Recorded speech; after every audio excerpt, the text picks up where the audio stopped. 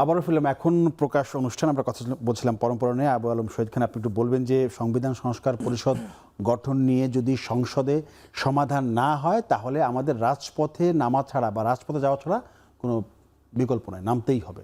জামায়াত ইসলামের আমির এই কথা বলেছে।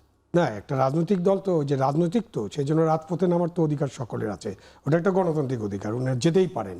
কিন্তু কথা হচ্ছে যে এটা একটা হুমকির মতো শোনাচ্ছে না, মানে এই হুমকি এখনই সংসদের 2 দিন মাত্র অধিবেশন বসলো, তাতেই যদি আপনি দিয়ে দেন সেটা ঠিকমতো মানে ধারণ করা আমাদের পক্ষে খুব কঠিন হয়ে যাবে। কারণ হচ্ছে যে আপনি সংসদে আলোচনা করেন, সংসদের সমাধান হবে না, না হলে আমরা চলে যাবো, তো এটা একটা হুমকি দেওয়ার কোনো কারণ নেই। এবং বারবার কিন্তু জনগণ রাজপথ রঞ্জিত করার জন্য রাস্তায় নেমে পড়বে না, জনগণও বোঝে যে কখন রাজপথে নামতে হয়।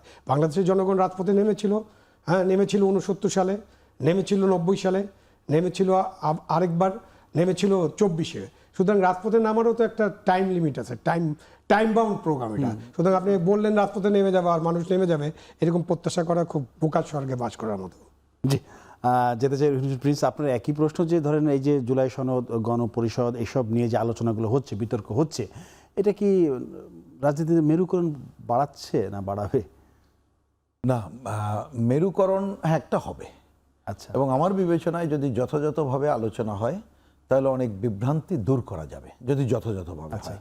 কিন্তু যে যারা সংবিধান ছুঁড়ে ফেলতে চায়, এই সংবিধান মানে না, সংবিধান সংস্কার পরিষদের নামে অন্য কিছু করতে চায়, তাদের চেহারা উন্মোচন করা খুব জরুরি হয়ে দাঁড়িয়েছে বলে আমার কাছে মনে হয়।